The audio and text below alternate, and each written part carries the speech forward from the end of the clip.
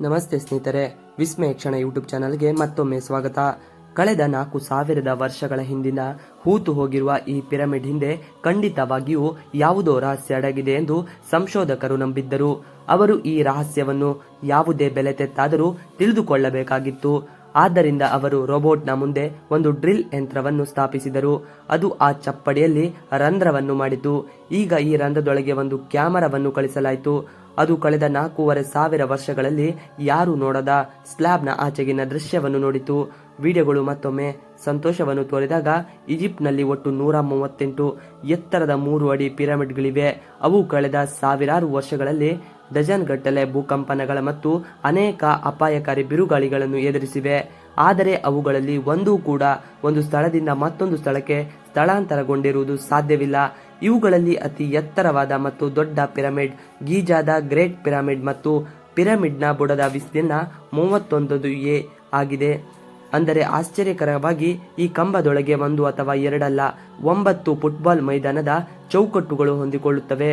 ಲೆಕ್ಕಾಚಾರದ ಪ್ರಕಾರ ಅದರ ಮೇಲೆ ಒಟ್ಟು 1 ಲಕ್ಷ ದೊಡ್ಡ ಕಲ್ಲುಗಳು ಬಳಸಲಾಗಿದೆ. ಅದರಲ್ಲಿ ಕೆಲವು ಕಲ್ಲುಗಳು 50 ಟನ್ ತೂಕವಿದ್ದವು.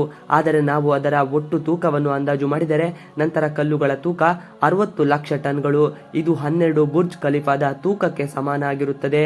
ಆದರೆ ಇಷ್ಟು ಎತ್ತರದ ಮತ್ತು ಐಷಾರಾಮಿ ಕಂಬಗಳನ್ನು ಮಾಡಿದ ಉದ್ದೇಶವೇನು? ಸಾವಿರಾರು ವರ್ಷಗಳ ಹಿಂದೆ ಮಾನವರಲ್ಲಿ ಯಾವುದೇ ಉಪಕರಣಗಳು ಇಲ್ಲದಿದ್ದಾಗ ಈ ಕಂಬಗಳ ಗೋಡೆಗಳನ್ನು ಇಂಚಿಂಚಾಗಿ ಹೇಗೆ ನೆಲಸಮ ಮಾಡಲಾಯಿತು? 50 ಟನ್ ತೂಕದ ಕಲ್ಲುಗಳನ್ನು ಯಾವುದೇ ಉಪಕರಣವಿಲ್ಲದೆ ಚದರ ಆಕಾರದಲ್ಲಿ ಕತ್ತರಿಸಿ 480 ಅಡಿ ಎತ್ತರಕ್ಕೆ ಹೇಗೆ ಸಾಗಿಸಲಾಯಿತು? ಮತ್ತು ಈ ಕಂಬಗಳನ್ನು ಭೂಕಂಪ ನಿರೋಧಕವಾಗಿ ಮಾಡಿ ಅವುಗಳ ಎಲ್ಲಾ ಬದಿಗಳನ್ನು ನಿಖರವಾಗಿ 51.5 ಡಿಗ್ರಿ ಕೋನದಲ್ಲಿ ಹೊಂದಿಸಿದ ಇಂಜಿನಿಯರ್ಗಳು ಯಾರು? ಇಂದಿನ ವಿಡಿಯೋದಲ್ಲಿ ನೀವು ಇದನ್ನೆಲ್ಲ ತಿಳಿದುಕೊಳ್ಳಲು ಸಾಧ್ಯವಾಗುತ್ತದೆ. ಹಾಗಾದರೆ ಮೊದಲ ಸವಾಲನ್ನು ಪ್ರಾರಂಭಿಸೋಣ. ಶತಮಾನಗಳಿಂದ ವಿವಿಧ ಸಂಶೋಧನಾ ತಂಡಗಳು ಈ ಕಂಬದ ನಿರ್ಮಾಣದಲ್ಲಿ ತೊಡಗಿಕೊಂಡಿವೆ. ದಿಕ್ಸೂಚಿ ಇಲ್ಲದೆ ಈ ಪಿರಮಿಡ್ನ ಪ್ರತಿಯೊಂದು ಬುದ್ಧಿಯನ್ನು ನಿಖರವಾಗಿ ಉತ್ತರ, ಆಗ್ನೇಯ ಮತ್ತು ಪಶ್ಚಿಮದಲ್ಲಿ ಹೇಗೆ ಹೊಂದಿಸಲಾಗಿದೆ ಎಂಬ ತಂತ್ರವನ್ನು ತಿಳಿಯಲು ಎಲ್ಲರೂ ಒಟ್ಟಿಗೆ ಕುಳಿತಿದ್ದರು. ಆ ಕಾಲದ ವಾಸ್ತುಶಿಲ್ಪಿಗಳು ಮೊದಲು 1,00,000 ಟನ್ ತೂಕದ ಕಲ್ಲುಗಳು ಭಾರವನ್ನು ತೆಗೆದುಕೊಳ್ಳಬಲ್ಲ ಅಂತಹ ಭೂಮಿಯನ್ನು ಹುಡುಕುತ್ತಿದ್ದರು ಎಂದು ಅನೇಕ ತಜ್ಞರು ನಂಬುತ್ತಾರೆ. ಅದರ ನಂತರ ಪಿರಮಿಡ್ನ ಪ್ರತಿಯೊಂದು ಬದಿಯನ್ನು ಬ್ಲಾಸ್ಟಸ್ ನಕ್ಷತ್ರಗಳ ಸಹಾಯದಿಂದ ಗುರುತಿಸಲಾಯಿತು. ಅವು ಭೂಮಿಯ ಧ್ರುವಗಳನ್ನು ಕಂಡುಕೊಳ್ಳಲು ನಕ್ಷತ್ರಗಳಾಗಿವೆ. ದಿಕ್ಸೂಚಿ ಅಥವಾ ಯಾವುದೇ ಆಪ್ಟಿಕಲ್ ಉಪಕರಣಗಳನ್ನು ಬಳಸಲಾಗಿಲ್ಲ. ಈ ಮೂಲಭೂತ ತಂತ್ರದೊಂದಿಗೆ ಸಾವಿರಾರು ವರ್ಷಗಳ ಹಿಂದೆ ಈ ಉತ್ಸವದಲ್ಲಿ ಪ್ರಶ್ನೆಯನ್ನು ಕೇಳಲಾಯಿತು ಮತ್ತು ಅದು ಕೂಡ ಸಿಂಹಗಳೊಂದಿಗೆ. ಸವಾಲು ಸಂಖ್ಯೆ 2. ಮುಂದಿನ ಸವಾಲು ಭೂಮಿಯನ್ನು ಸಮತಟ್ಟು ಮಾಡುವುದು. ಈ ಪಿರಮಿಡ್ ನಿರ್ಮಿಸಬೇಕಿದ್ದ 13 ಎಕರೆ ಭೂಮಿಯ ಮಟ್ಟ ಸ್ವಲ್ಪ ಹೊರಗಿದ್ದರೆ 23 ಲಕ್ಷ ಕಲ್ಲುಗಳು ಈ ಪರ್ವತ ನಿಲ್ಲಲು ಸಾಧ್ಯವಾಗುತ್ತಿರಲಿಲ್ಲ. ಈಗ ಈ ಭೂಮಿಯನ್ನು ಸಮತಟ್ಟು ಮಾಡಲು ಆ ಕಾಲದ ಎಂಜಿನಿಯರ್ಗಳಿಗೆ ಲೇಸರ್ ಲೆವೆಲ್ಲ ಅಥವಾ ಚೆಂಡು ಇರಲಿಲ್ಲ. ಒಬ್ಬ ತಜ್ಞರು ನಂಬುವಂತೆ ನಿರ್ಮಾಣ ಸ್ಥಳದ 4 ಬದಿಗಳಲ್ಲಿ ನೀರನ್ನು ಅದರಲ್ಲಿ ನಿಂತು ಸುರಿಸಲಾಗುತ್ತಿತ್ತು ಮತ್ತು ನಂತರ ಒಂದು ಬದಿಯ ನೀರಿನ ಮಟ್ಟವನ್ನು ಇನ್ನೊಂದು ಬದಿಯ ನೀರಿನ ಮಟ್ಟಕ್ಕೆ ಹೊಂದಿಸಲಾಗುತ್ತಿತ್ತು. ನೀರಿನ ಮಟ್ಟಕ್ಕೆ ಹೊಂದಿಕೆಯಾಗದ ಭೂಮಿಯ ಭಾಗವನ್ನು ಉಳಿ ಮತ್ತು ಸುತ್ತಿಗೆಗಳಿಂದ ಸಹಾಯದಿಂದ ಕತ್ತರಿಸಿ ನೆಲಸಮಗೊಳಿಸಲಾಗುತ್ತಿತ್ತು. ತಕ್ಷಣ ಶಿಕ್ಷಣವು ಈ ಸರಳ ಸಾಧನಗಳನ್ನು ಸಹ ಬಳಸಿದೆ ಎಂದು ಅನೇಕ ತಜ್ಞರು ನಂಬುತ್ತಾರೆ. ಇದು 2 ಬದಿಗಳಲ್ಲಿ ಮರವನ್ನು ಮತ್ತು ಮಧ್ಯದಲ್ಲಿ ಹಗ್ಗದಿಂದ ಕಟ್ಟಲಾದ ಕಲ್ಲನ್ನು ಹೊಂದಿದೆ. ಕಲ್ಲು ಅದನ್ನು ಮುಟ್ಟಿದರೆ ಮತ್ತು ಅದರ ರಶೀದಿ ನಿಖರವಾಗಿ ಮಧ್ಯದ ರೇಖೆಯ ಮೇಲೆ ಬಂದರೆ ಇದರರ್ಥ 20 ಅಡಿಗಳ ಭೂಮಿ ಸಂಪೂರ್ಣವಾಗಿ ಸಮತಟ್ಟಾಗಿದೆ. ಸವಾಲು ಸಂಖ್ಯೆ 3. ಈಗ ಪ್ಯಾರಾಮೆಡಿಕಲ್ ಟ್ರಾನ್ಸಾಕ್ಷನ್ ಬದಿಯಲ್ಲಿ ನಿರ್ದೇಶಗಳನ್ನು ನಿಗದಿಪಡಿಸಲಾಯಿತು, ಗುರುತು ಹಾಕುವಿಕೆಯನ್ನು ಸಹ ಮಾಡಲಾಯಿತು ಮತ್ತು ಭೂಮಿಯ ಮಟ್ಟವನ್ನು ಸಹ ಹೊಂದಿಸಲಾಯಿತು. ಈಗ ನಿರ್ಮಾಣವನ್ನು ಪ್ರಾರಂಭಿಸುವ ಸರದಿ ಬಂದಿತು. ಅದಕ್ಕಾಗಿ 1,00,000 ಟನ್ ತೂಕದ ದೊಡ್ಡ ಕಲ್ಲುಗಳನ್ನು ವಿನಂತಿಸಲಾಯಿತು. ಆದರೆ ಈ ಕಲ್ಲುಗಳನ್ನು ಕತ್ತರಿಸಲು ಅವರ ಬಳಿ ಗ್ರೈಂಡರ್ಗಳು ಅಥವಾ ಚಾಕುಗಳಂತಹ ಯಾವುದೇ ಸಾಧನಗಳು ಇರಲಿಲ್ಲ. ಆದರೆ ಅವರು 50 ಟನ್ ತೂಕದ ಕಲ್ಲುಗಳನ್ನು ಕತ್ತರಿಸಿದರು ಮತ್ತು ಅವರಿಗೆ ಚದರ ಅಥವಾ ಆಯತ ಅನ್ನು ಸಹ ನೀಡಿದರು. ಆದರೆ ಎಲ್ಲ ನಂತರ ಯಾರ ಸಹಾಯದಿಂದ ಎಂಬುದು ಪ್ರಶ್ನೆಯಾಗಿ ಉಳಿದಿದೆ. ತಜ್ಞರು ನಂಬುವಂತೆ ಪರವಾನಗಿಯ ನಿರ್ಮಾಣಕ್ಕೆ ಬಳಸಿದ ಕಲ್ಲು ತಾಮ್ರದಿಂದ ಮಾಡಲ್ಪಟ್ಟಿಲ್ಲ, ಏಕೆಂದರೆ ತಾಮ್ರವು ಮೃದುವಾಗಿರುತ್ತದೆ ಮತ್ತು ಕಲ್ಲನ್ನು ಕತ್ತರಿಸಲು ಸಾಧ್ಯವಿಲ್ಲ ಎಂದು ಅವರಿಗೆ ತಿಳಿದಿತ್ತು. ಆದ್ದರಿಂದ ಅದರಲ್ಲಿ ರಾಸಾಯನಿಕ ಮತ್ತು ಸಿಲಿಕಾನ್ ಅನ್ನು ಸಹ ಸೇರಿಸಲಾಯಿತು. ತಾಮ್ರ ಮತ್ತು ಸಿಲಿಕಾನ್ದಿಂದ ಮಾಡಿದ ಈ ಸಿಲಿಕಾನ್ ಅನ್ನು ಮರದ ಸುತ್ತಿಗೆಗಳಿಂದ ಕಲ್ಲುಗಳ ಮೇಲೆ ಹೊಡೆಯಲಾಯಿತು ಮತ್ತು ಹಲವು ಗಂಟೆಗಳ ಕಠಿಣ ಪರಿಶ್ರಮದ ನಂತರ ದೊಡ್ಡ ಕಲ್ಲುಗಳನ್ನು ಆಕಾರಕ್ಕೆ ತರಲಾಯಿತು.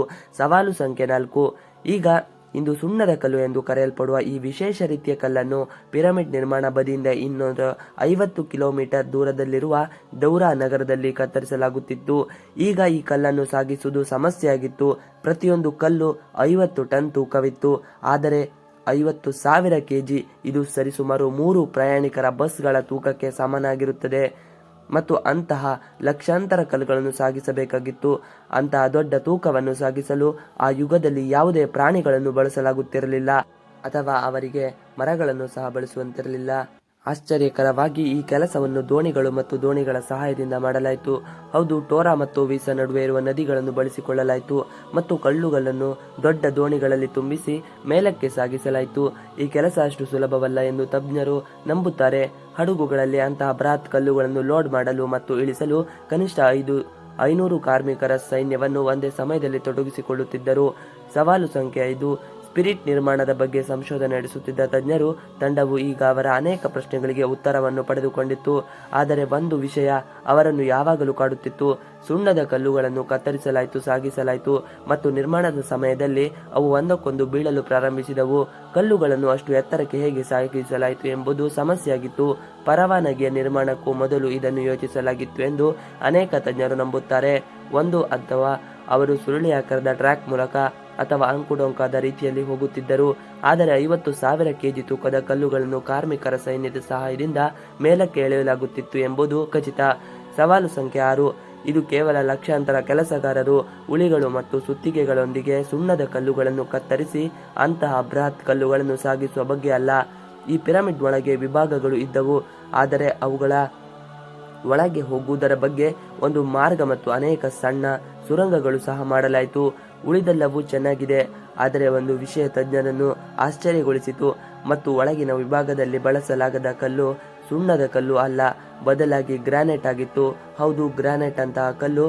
ಇದು ವಜ್ರದ ನಂತರ ವಿಶ್ವದ ಅತ್ಯಂತ ಕಠಿಣ ಕಲ್ಲು ಎಂದು ಪರಿಗಣಿಸಲಾಗಿದೆ.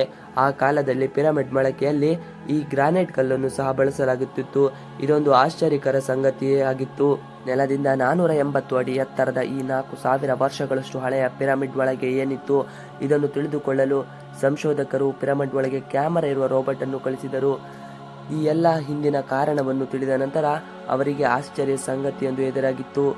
ಆ ಕಾಲದಲ್ಲಿಯೂ ಗ್ರಾನೈಟ್ ಕಲ್ಲುಗಳನ್ನು ಬಳಸಿದ ವಿಶೇಷ ಆಶ್ಚರ್ಯಕ್ಕೆ ಸಂಗತಿಯಾಗಿತ್ತು. ಇವಿಷ್ಟು ಇವತ್ತಿನ ವಿಡಿಯೋ. ಈ ವಿಡಿಯೋ ನಿಮಗೆ ಇಷ್ಟ ಆದರೆ please like, share and subscribe ಮಾಡಿ. ನೀವಿನ್ನು ನಮ್ಮ ಯೂಟ್ಯೂಬ್ ಚಾನಲ್ಗೆ ಸಬ್ಸ್ಕ್ರೈಬ್ ಆಗಿಲ್ಲ ಅಂದರೆ ಬೇಗ ಸಬ್ಸ್ಕ್ರೈಬ್ ಮಾಡಿಕೊಳ್ಳಿ. ನಾವು ಹಾಕುವಂಥ ಎಲ್ಲ ವಿಡಿಯೋಗಳು ನಿಮಗೆ ನೋಟಿಫಿಕೇಶನ್ ಮುಖಾಂತರ ದೊರೆಯುತ್ತದೆ. Please like, share and subscribe our channel for more videos.